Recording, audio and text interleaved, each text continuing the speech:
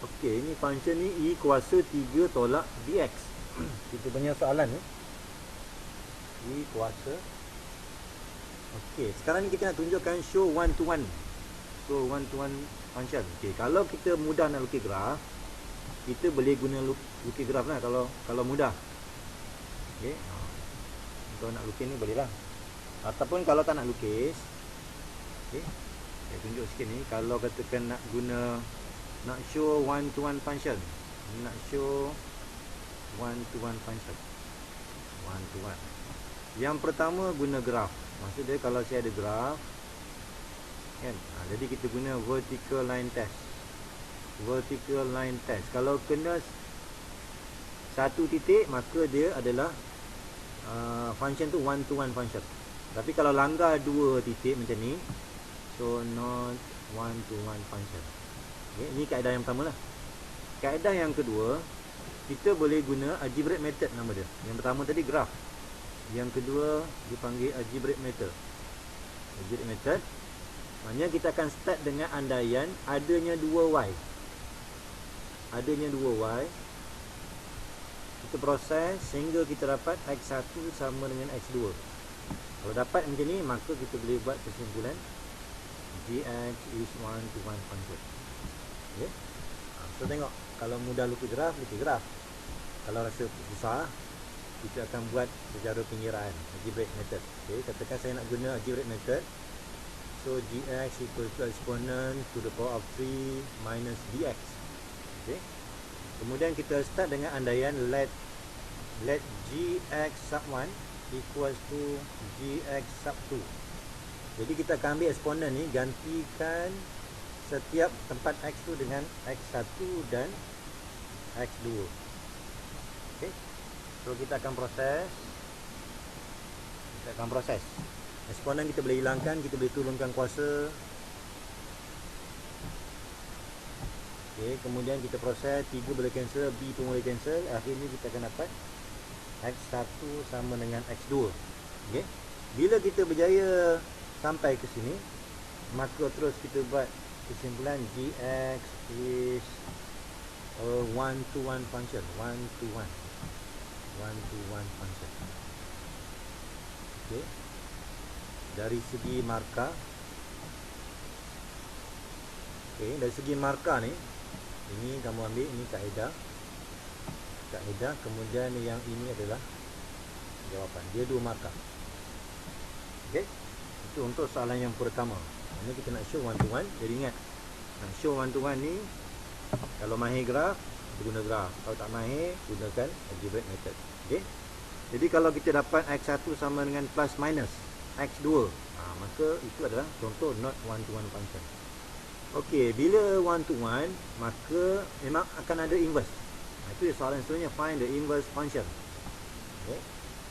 Sebab kita dah berjaya tunjukkan one to one, maka adalah inverse. Itu syarat utama untuk adanya inverse. Syarat dia mesti one to one, syarat dia. Kemudian baru kita cari inverse. Okey, kita akan mulakan dengan gx equals to exponent to the power of 3 minus dx for b more than 0. Okey, untuk cari inverse ni, kamu jangan guna cara yang di sekolah tu. Let y equals to exponent to the power of 3 minus dx. Kemudian kamu jadikan x sebagai tajuk, maka itulah jawapan inverse. Kita jangan guna cara tu. Sebab kita dah belajar composite function. Mesti guna kaedah ni. Okay. Kalau kamu guna juga kaedah yang di sekolah tu, let y tu, maka kita akan bagi markah penuh dan kita akan tolak satu markah. Okay. Kita akan bagi markah penuh. Katakan markah ni 4, so tolak satu, dapatlah 3 markah. Okay. Jadi selalunya gunakan kaedah ni. Okey, ini gf inverse. Mana ada f ni? Ini sepatutnya gog kan? Gog inverse. Okey. Maknanya sekarang ni kita akan gunakan function ni, tetapi setiap kali jumpa x, gantikan dengan inverse. Okey. Jadi saya akan tulis balik, ini sama dengan eksponen kuasa 3 tolak, patutnya bx. Tapi X ni dah berubah jadi inverse. Okay, sama dengan X. Kemudian setiap kali nak turunkan atas ni, dia mesti guna lon kiri kanan. So saya buat terus. Maka kita akan ada ln X. Okay. Jadi kalau kita hilangkan eksponen ni, maka sebelah kanan ni akan muncul ln. Mesti buat ln. Okay. Kemudian kamu permudahkan ni, akhir sekali kamu akan dapat dx equals to 1 over b 3 minus ln X. Okay. Jadi kalau kamu buat ini, maka kita punya markah, kita gunakan kaedah ni, gantikan. So ini adalah K1, ini adalah J1. Okay. Jadi jangan lama sangat nak cari verse, dia hanya 2 markah saja. Okey, kemudian soalan yang seterusnya. Okey, kita soalan seterusnya.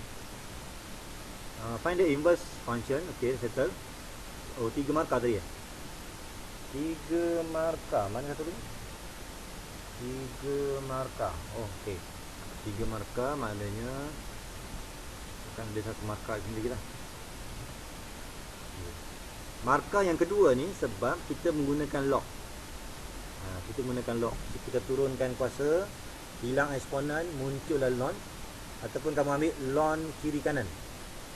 Itu K1. So 3 markah. Okey, kemudian soalan yang ketiga, sketch the graph of gx and inverse on the same coordinate as this. Okey. Okey, kalau yang ni maksud dia kita akan lukis graf. Okey, walaupun kita ada 2 function ni, gx and inverse, sepatutnya kita akan lukis berdasarkan salah satu fungsi tu je. Katakan saya pilih gx. Ni saya pilih gx sama dengan, mana kita punya gx? Ini dah hilang kan? Okey, eksponen kuasa negatif 3 tolak dx. 3 tolak dx. Okey, kita punya b berapa? Okey, 3 tolak dx. Ni kamu kena ingat balik lah, bagaimana kita nak lukis graf eksponen. Okay. Kalau graf eksponen secara umum dia, kamu ingat. Okay, secara umum dia, kita ada x, kita ada y. Dia akan macam ni lah. Ini adalah dx. Kan, secara umum dia macam tu lah. Okay. Kemudian untuk mudah, kita start dengan andaian bila x kosong. Bila x kosong, maka G0 equals to e to the power of 3 minus 0. Ini e kuasa 3 ni. Okay. Kalau nak nampak, maknanya kamu kena cari nilai lah e kuasa 3 ni berapa. Okay. Kamu boleh guna pattern ni, e kuasa 3. E kuasa 3 berapa? Bila kamu guna pattern e kuasa 3 berapa? Korang jawab. E kuasa 3. Ingat ya. E kuasa 3, tekan shift ln. Shift ln 3. Okey, dapat berapa? Hello? Hello? Dengar tak selesai ni? 20.09. 09 lebih kurang. Jadi kalau kita nak lukis, kita nampak lah. Kalau nak lukis E kuasa 3, mana letak ni nilai dia kan. Okey, daripada situ. Okey, kemudian kita akan lukis. Okay, katakan saya guna yang ni, canggih sikit. Saya lukis susah. Yes. Lebih kurang Okey, kalau kita lukis, ini step yang pertama. Ingat tak masa kita belajar tu, kalau kat eksponen dia ada 2 step. Step yang pertama, kita nak cari dia punya pintasan. Okey, tadi kita dah check, rupanya dia langgar pada E kuasa 3. E kuasa 3. Kan? Okey, kemudian step yang kedua, kita kena tengok dia berada pada sekuan mana. Jadi kita akan ambil step yang kedua ni, dia ada sekuan yang pertama. Sekuan yang pertama, kita akan tengok sebelum X ni positif ke negatif. Kalau negatif, maknanya negatif. Kemudian untuk Y pula, kita tengok Y ni kita baca sebelum eksponen, tanda dia positif. Step yang kedua ni yang menentukan sekuan mana kita nak start. Okay. Kalau ikutkan sini, kita akan start daripada X yang negatif. X negatif, Y positif. Okay, maka kita punya graf kita yang ni lah, bermula daripada situ. So kita akan buat dash, betul lah, lebih kurang. Okay. Maknanya yang biru ni adalah graf kita yang asal, Gx. Gx equal to exponent. Walaupun kita tak pasti berapa ni lagi, kita biar je, E kuasa 3.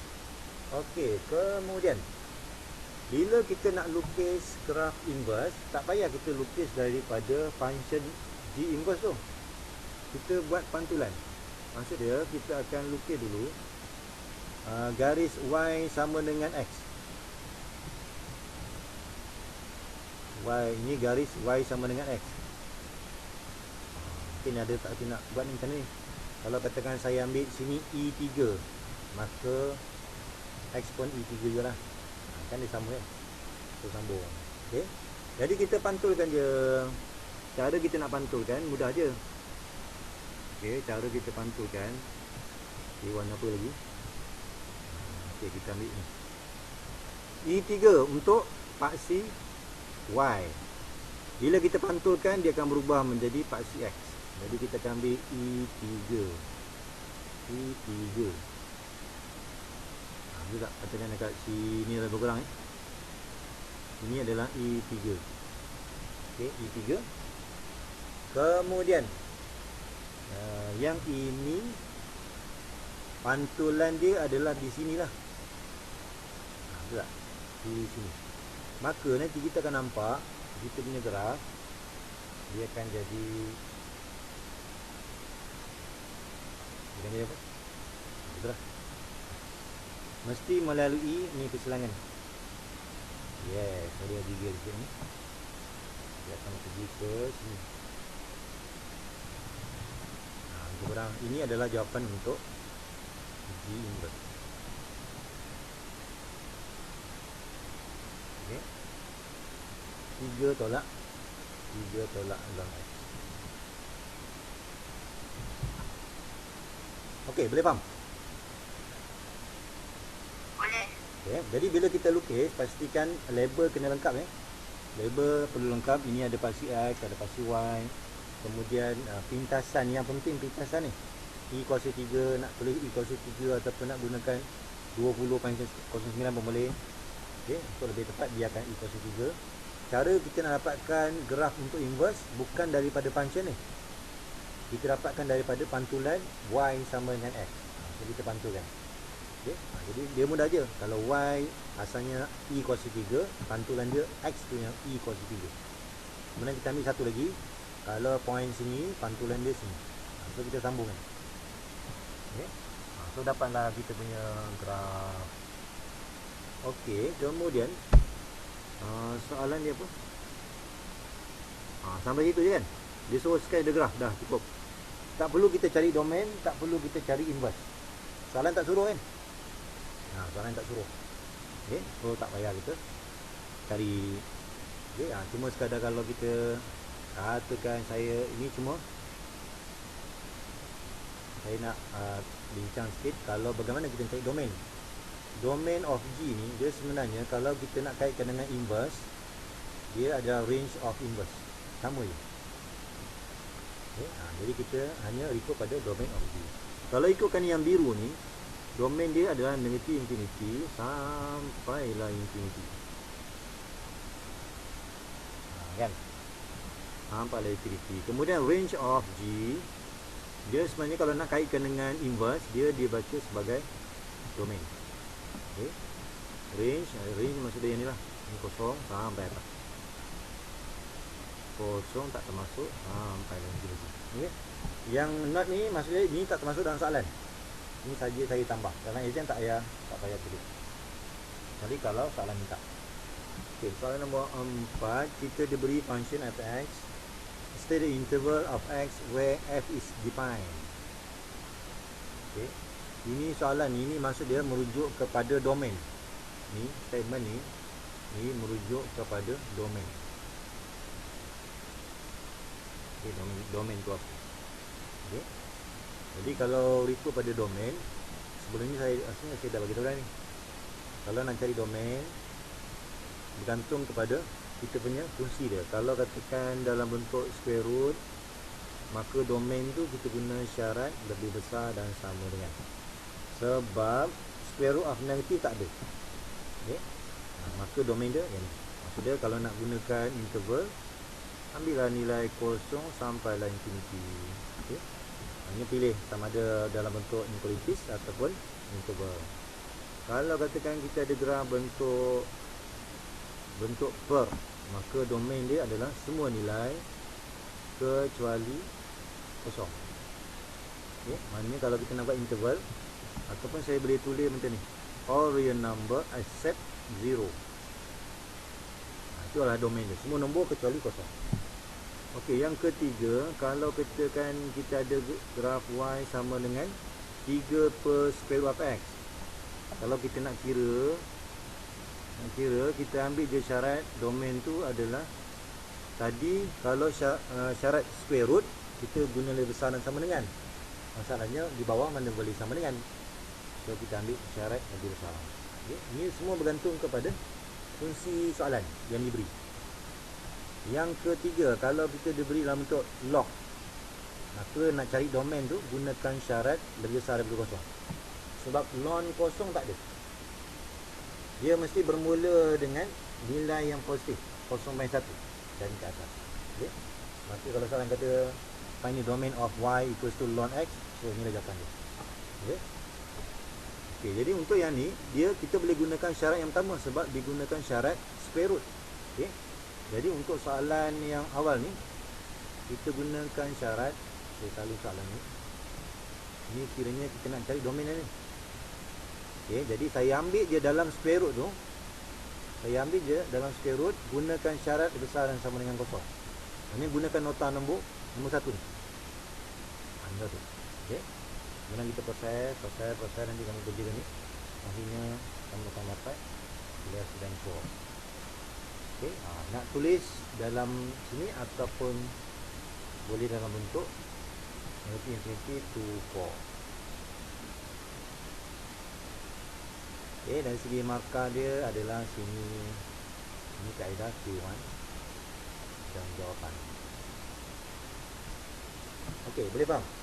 Jadi kalau kita jumpa ayat soalan macam ni, state the interval, itu merujuk state the interval of x. X tu merujuk kepada domain. Okey, boleh?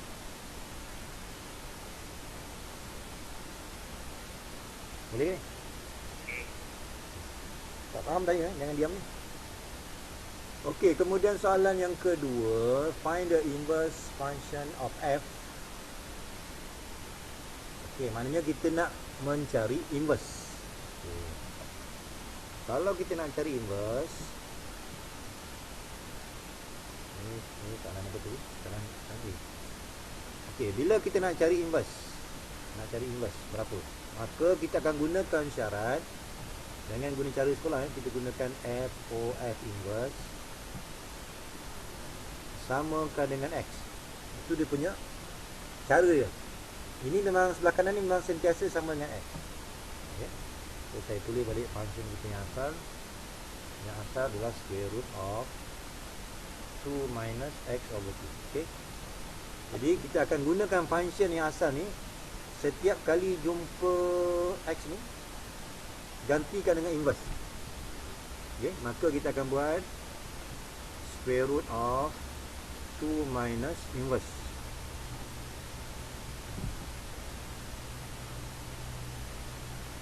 Kemudian divide by 2. Okay, maknanya sekarang ni kita gunakan function f ni Bentuk je kita ambil, tapi yang X tu kena ubah. Gantikan dengan inverse. Sama dengan yang sebelah kanan ni jangan usik. Sebelah kanan tu kita tak buat apa, kita hanya buat sebelah kiri je. Okey, kemudian saya hilangkan square root dengan cara kuasa 2 kiri kanan. Kuasa 2 kiri kanan, maka sebelah kanan tu akan dapat kuasa 2. Dan kamu proses, saya ringkaskan. Akhirnya nanti kamu akan dapat inverse equals to 4 minus 2x square. Okey. Okey, yang ini maksud dia kalau di segi markah ini K1. Okey, K1. Kemudian kamu proses K1. Maka dapatlah jawapan. Jadi jangan lama sangat kita proses cari inverse. Sebab dia 2 markah saja. Okey, kemudian soalan seterusnya kita nak cari domain of inverse. Jadi kita boleh gunakan cara tadi. Domain of inverse dia sama dengan range of f. Okay. Dia sama dengan range of f. Jadi kalau kita payah sangat, kita boleh rujuk kepada graf y equal to square root of x. Ini kalau kita tengok sini. Ini kan. Ini kalau graf y equals to square root of x. Daripada sini kalau kita nak baca range, dia sebenarnya dia start pada 0 to infinity. So kita gunakan yang tu. Jadi terus kita bagi tahu jawapan start from 0 to infinity. Maksud dia saya bukan gunakan maklumat daripada function f ni, f songsang ni, f inverse. Kita rujuk kepada range of f, fungsi yang asal. Okay. Kemudian yang ini satu mata. Betul. Macam mana? Faham? Faham. Bagus. Aisyah, bagus. Kita teruskan. Okey, kita tengok soalan yang kedua, soalan B. Find G such that FOG.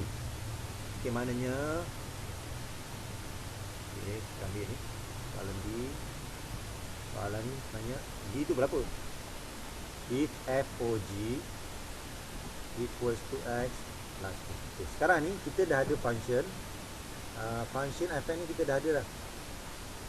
Square root of 2 minus x over 2. Okay. Patutnya kalau ikutkan peraturan, kita mesti ganti dulu G ni. Lepas tu baru kita tutupkan dengan gantian untuk f. Okay. Sekarang fungsi G mana ada? Bila tak ada, kamu ambil ini, ganti dalam function f ni, tapi ganti tempat x. Maksudnya bentuk je kita ambil, ganti tempat f. So kita akan gunakan square root of 2 minus, asalnya 2 minus x, gantikan dengan gx. Ini sama dengan x plus 2. Okay, kamu proses. Kamu juga bila nak hilangkan square root, kena kuasa 2 kiri kanan. Okay, ini kamu proses x plus 2 all squared. Okay. Jadi sebelah kanan tu kamu expand. Okay, nanti kamu dapatlah gx. Saya ringkaskan ni, gx 4 minus. Okay, so boleh berhenti di sini. Maka dari segi markah dia, okay, markah dia bila kamu gantikan, gunakan FOG. Gunakan ni, step yang pertama gantikan, kemudian kamu proses dapat J1 dan jawapan akhir dia adalah J1. Jadi 3 markah untuk kat sini, 3 markah. Kemudian soalan yang terakhir mudah je, soalan C, find G2. Maksudnya function dah ada, kita gantikan je. Okay, so kita akan dapat negatif 28. Okay, ini pun nanti kamu check nanti. So ini K1, K1. Okay. Kaedah gantian dan markah G1. Jadi jangan kita tulis G2 sama dengan negatif 28. Tunjukkan gantian X tu sama dengan 2. Ini tempat kita masukkan 2 tambah 2. Okey, kita dah beri function fx, x over Ini kita ada dua lah ni. Okey, ni kita ada dua ni. Okey, yang pertama kita cari dulu vertical asymptote. Vertical asymptote. Vertical asymptote ni kita kena ambil. Sekarang sepadan kita adalah -1 kan. Sekarang sepadan kita -1. Jadi kita kena uji -1 kiri. Dapat tak nilai infinity? Jadi tak kisah sama ada dapat positif infinity ataupun negatif infinity. Jadi tak kisah. Yang penting kamu uji mesti dapat nilai infinity. Nanti dalam exam kamu pilih, kamu nak buat sebelah kiri ke sebelah kanan. Pilih satu. Pilih satu. Salah satu. Nak buat kiri atau kanan. So kalau kita gantikan, kita akan dapat -1/0. -1/0. Jawapan dia memanglah infinity, tapi kamu kena pastikan infinity itu positif ke negatif. Dengan cara ambil satu nilai yang kurang daripada -1. Yang kurang. Okey, yang kurang. Yes. Okey, contohnya. Jadi kita akan ambil, kita ada nilai -1. Okey, jadi pilih satu nilai yang kurang daripada -1. Mungkin kita akan ambil -1.1. Bila saya ganti -1.1 dekat bawah je, atas tak payah. Ni rupanya nilai itu adalah dia berat kepada nilai negatif. Nilai negatif ni kita tahu sebab kita gunakan nilai negatif. Saya ambil -1.1. Ganti di bawah je. Yang di atas tak payahlah. Jangan tulis -1.1. Kita hanya guna untuk di bawah. Tapi tak payah tunjuk jalan kerja dia. Kita hanya tengok je. Kalau saya ganti nilai -1.1, jumlah keseluruhan ni adalah negatif. Itu yang kita nak. Jadi gabungan atas dan bawah tu adalah positif. Dia mesti gabungkan atas dan bawah. Jangan refer pada bawah je. Kalau refer pada bawah, jawapan dia negatif infinity. Tapi sebenarnya kita rujuk pada atas dan bawah. Boleh? Faham ni? Faham. Okay. Jadi nanti dalam exam kamu pilih satu je. Kalau katakan kamu pilih yang pertama, so yang kedua ni tak payah buat. Sebab kita dah berjaya tunjukkan dapat infinity. Okay. So kita buat kesimpulan X-1 is a vertical asymptote. Settle. Kemudian seterusnya, step yang berikutnya saya nak dapatkan horizontal pula. Kalau horizontal, dia mesti guna limit X approaches negative infinity. Satu lagi dia mesti guna limit X approaches positive infinity. Kamu kena cari dua nilai ni. Okay, jadi kalau saya ambil yang pertama, katakan saya bincang negative infinity. Kalau negative infinity, maksudnya kita mesti ambil fungsi yang pertama. Jangan terbalik pula. Ni fungsi yang pertama. So kita selesaikan. Ingat, bila nak kira infinity, kita akan bahagi semua dengan kuasa yang paling tinggi. Maksudnya kalau kat sini, kamu akan tulis limit X approaches negative infinity. Kamu akan ambil X over X. Setiap sebutan bahagi dengan X over X. Okay. Itu yang dapat ni. Sebab X over X 1. Kemudian X over X 1 juga, tambah dengan 1 over X. Okey, selepas kita dah buat macam tu, baru kita masukkan nilai infinity. Setiap gantian per infinity mesti kosong. Ini kamu kena ingat. Setiap gantian 1 per infinity, tak kisahlah sama ada positif infinity ataupun negatif, nilai dia mesti kosong. Jadi yang ni sebenarnya saya boleh baca ni sebagai kosong.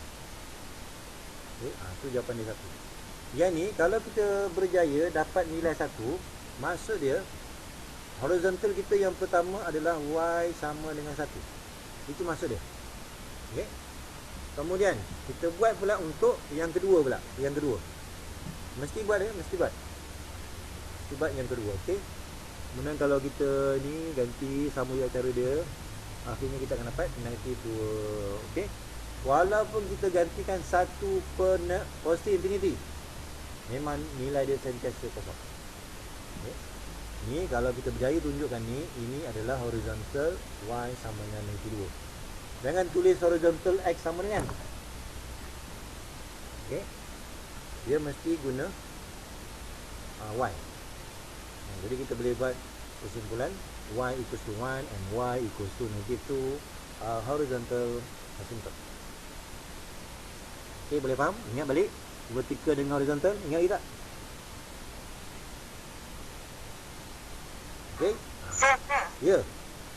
nak tanya kalau soalan macam ni tak payah buat graf Tak payah. Betul ni kalau soalan minta. Kalau ikut silibus yang lama, memang nanti akan lukis graf. Tapi untuk yang sekarang ni, yang kau punya silibus, dah tak ada dah. Hanya buat pengiraan je. Okey? Okay, so ikut soalan lah. Itu soalan untuk yang sekarang tak ada lukis graf. Kita tengok soalan B pula. Di 6 markah, yang tadi 5. Okey, sekarang ni kita tengok soalan ni. Kita nak cari constant. Kita nak cari constant A and B. Okey. Kita cari constant A and B. Okey, bila kita nak cari constant, kita boleh sebab kalau kita nak show ni, kalau kita nak tengok balik nota. Okey, kalau katakan kita nak show fx is continuous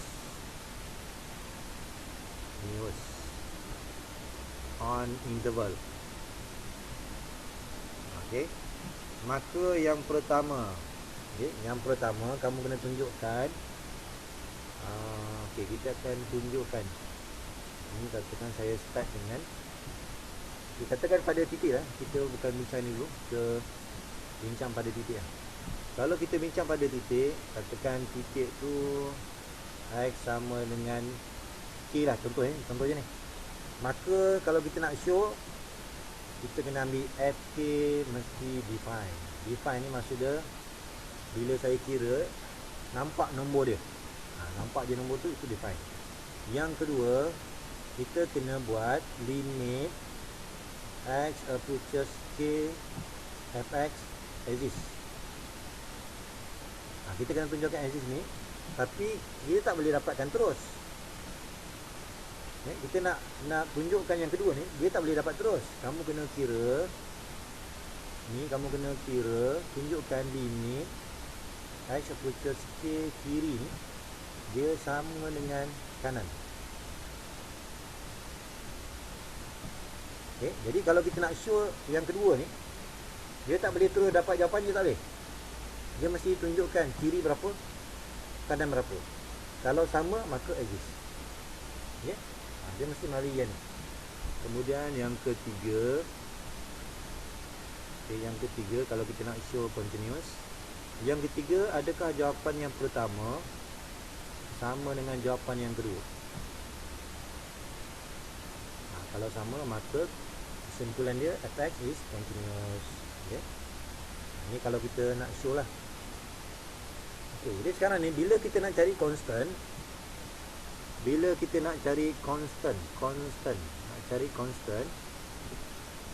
okey, kita akan gunakan syarat sama ada 2.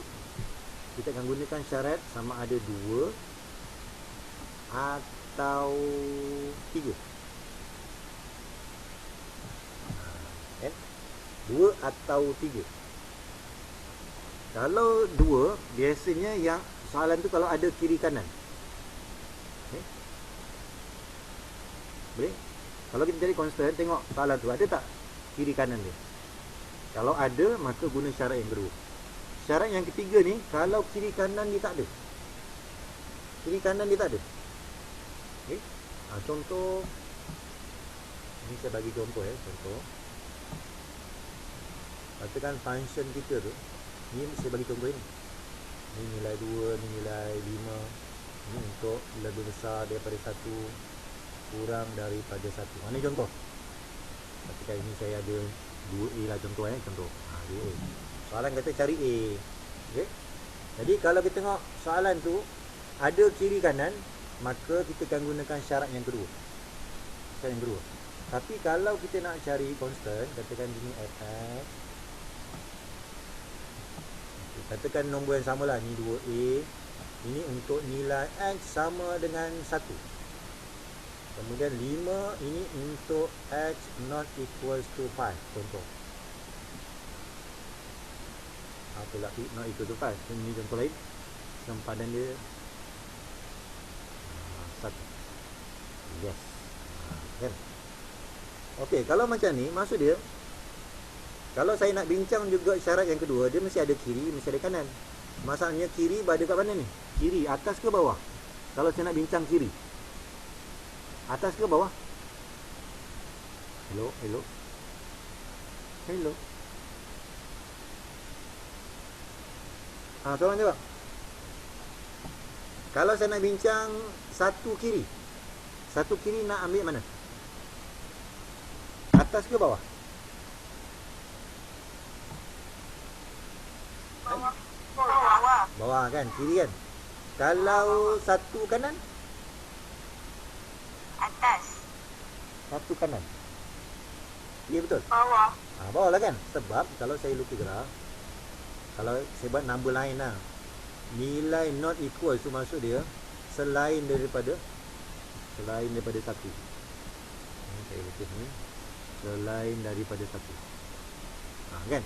Jadi kiri pun berada di sini, kanan pun ada kat sini. Itu yang syarat yang kedua tak boleh pakai. Okay? Jadi kalau jumpa keadaan macam ni, nak cari constant, kamu jangan guna syarat yang kedua kalau kes ni. Kamu mesti guna syarat yang ketiga. Okay? Maksud dia F1 kat sini. Kemudian limit X approaches K, ambil sini. So kita nanti boleh kalau nak jawab kan sini. A sama dengan 5 dah cukup. Okay?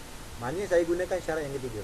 Jadi kalau kita tengok soalan nak cari constant, tengok dia punya range dia. Kalau ada kiri kanan macam ni, maka gunakan syarat yang kedua. Kalau macam ni simbol dia equal dengan not equal, maka gunakan syarat yang ketiga. Okey. Nanti kamu tengok balik ya. Okey, kita jawab soalan ni. Okey, jadi sekarang ni saya nak jawab soalan ni. Disebabkan kita punya range dia menggunakan lebih besar dan lebih kecil. Nampak? Kita ada 3 kiri, kita ada 3 kanan kan? Kita ada 5 kiri, kita ada 5 kanan. Maksud dia bila ada macam tu, maka kita mesti guna syarat yang kedua. Syarat yang kedua, dia menggunakan limit kiri sama dengan limit kanan. Okay? Jadi kalau kita bincang X sama dengan 3, saya gunakan limit 3 kiri. Okay, 3 kiri kita ambil less than ax squared plus 2 equals to limit x approaches 3 from the right. Okay, saya ambil more than 3, so bx plus 1. Okay, ini kita akan ganti nilai 3, so dapat 9a tambah 2. Ini ganti nilai 3, 3b. Okay, kita jangan ganti 3 kuasa positif. Yang kuasa ni, ingat kuasa ni digunakan untuk nak buat pilihan fungsi mana yang kita nak ambil. Ini, yang kuasa ni. Sama cerita dengan ni. Bila kita dah dapat fungsi mana kita nak pilih, bila kita tanya nak ganti tu, kita guna nombor je. Macam ni, 3 kuasa 2. Jangan buat 3 kuasa negati kuasa 2. Kuasa negati tu kita tak masukkan. Kita masukkan 3 je. Okay? Ni kalau kamu selesai ni, saya ringkaskan. Akhirnya kamu dapat 9a tolak 3b sama dengan. Okay. Kemudian saya guna syarat yang kedua pada nilai x sama dengan sempadan yang kedua 5 kan. Okay, saya gunakan limit x approaches 5 from the left. Kalau 5 kiri, kamu tengok balik soalan, 5 kiri less than 5, saya pilih dx tambah 1. Kemudian limit x approaches 5 from the right, kita ambil more than 5. Okay, so kita gantikan 5, so dapat 5b tambah 1 sama dengan, ini tak ada tempat nak ganti. Okay, maka kita akan dapat b itu sama dengan 3/5. Okay, b 3/5. Nanti kamu selesaikan, nanti kamu akan dapat a itu adalah 4/45. Okay, ini 6/8. Jadi dari segi markah ni kamu akan ambil yang ini. Okay, yang ini kiri kanan. Kamu gantikan kiri sama kanan ni 1. Okay, kemudian kamu dapatkan persamaan K1. Ini pun sama juga. Okay, kemudian kita akan Kira dapatkan B dan dapatkan A. Okay. Ni J1 untuk B, J1 untuk A. Okay, macam tu. Okey, kemudian bila kita nak differentiate, ni dekat tengok soalan ya. Okey, kita differentiate. Okey, untuk yang dekat sini dia mesti guna, okey, yang pertama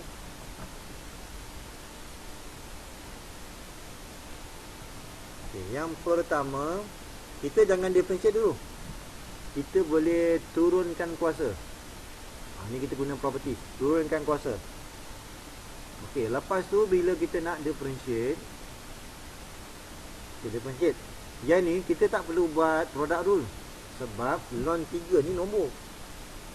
Okay, dia soalan macam ni lah. Kalau kita differentiate 5x kuasa 2, maka 5 tu tak terlibat, hanya kuasa 2 je.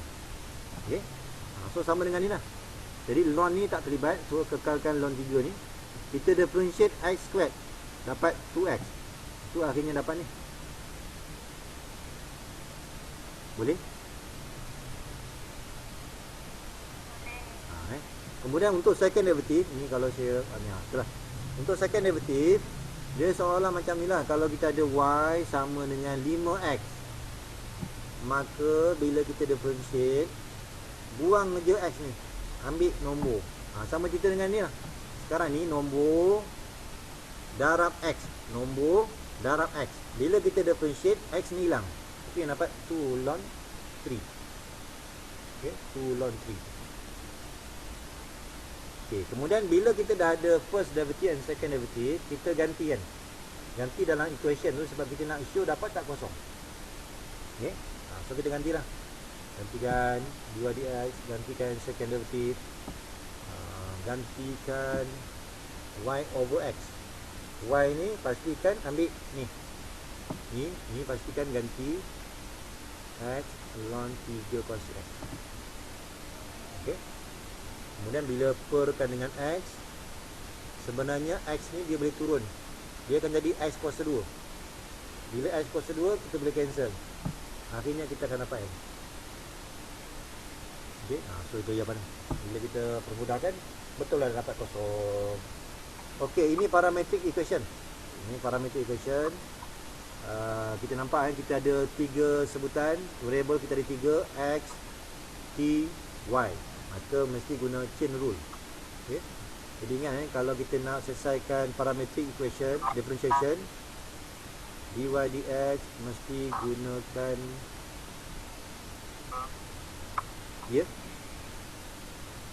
betul lah. Okey, ini kita mesti gunakan chain rule yang pertama. Okey, so ingat tadi first derivative, inilah formula yang pertama. Kemudian kalau kita nak cari second derivative, dia tak boleh terus differentiate daripada yang pertama. Memang betul lah kita differentiate daripada yang pertama, tapi dia mesti ada tambahan. Mesti ada tambahan tu ikut belakang, dt dx. Okay. Ingat yang depan ni maksud dia adalah kita differentiate daripada dy dx yang kita dapat tadi. Kemudian ingat itu bukan jawapan, dia kena tutupkan dengan darab dt dx. Okay. So inilah kita cari dy dt, cari dy dt. Ni kamu cek balik lah. Sekarang dah masuk kecemasan ni, so dapat. Kemudian bila kita nak buat second derivative, kita akan differentiate ni. Tapi dia tak semudah tu, dia mesti guna quotient rule. Quotient rule. Okey. Quotient rule ataupun kalau nak guna product rule boleh. Tapi dengan syarat yang ni mesti bawa naik ke atas. Ni bawa naik ke atas, baru boleh guna quotient product rule. Macam ni diguna product rule ni. Ni sebab guna product rule. Product rule. Satu. Ni betul ke? Ni tu lah. Dia guna product rule ni. Dia guna product rule. Selesaikan saya dapatlah. Yang ni diguna product rule. Okey, kemudian so ingat yang ini kita akan differentiate daripada first derivative. Tapi akhir sekali mesti darab dengan dt dx. Jangan lupa. Memang kita differentiate daripada dy dx, tapi ada tambahan dp dx. Okey. Okey, selesaikan dapat lah ni. Okey, kemudian soalan memang dah bagi tahu t sama dengan ln 2. Betul? Betul ke? Saya tak nampak kau lagi. Betul. Ya, nah, so you gantilah. Nanti saya dapatlah jawapan.